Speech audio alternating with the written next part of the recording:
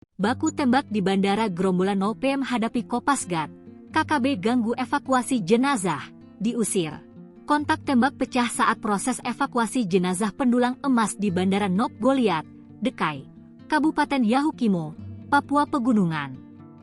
Kelompok kriminal bersenjata, KKB, atau yang juga disapa Organisasi Papua Merdeka, OPM, berulah dengan melepaskan tembakan. Akibatnya, proses evakuasi jenazah pendulang emas ke Dekai terhambat.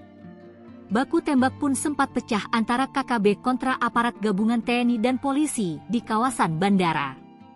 Beruntung tidak ada korban jiwa. Aparat gabungan terdiri dari marinir, Komando Pasukan Gerak Cepat, Kopasgat, Satuan Brimob dan Satgas Damai Kartens telah membantu pengamanan bandara. Apalagi Kopasgat yang merupakan pasukan khusus spesialisasi penguasaan dan pengamanan bandara.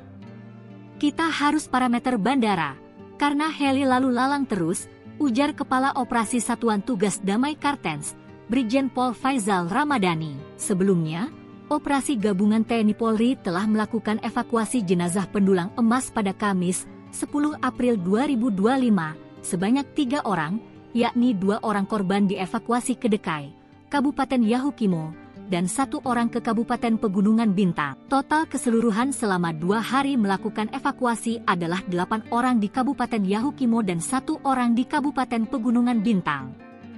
Sehingga, total jenazah para pendulang emas yang sudah dievakuasi sebanyak 9 jenazah. Diberitakan sebelumnya, Tentara Pembebasan Nasional Papua Barat, TPNPB, Organisasi Papua Merdeka, OPM, mengklaim telah membunuh 11 orang pendulang emas di pedalaman Yahukimo, Papua Pegunungan.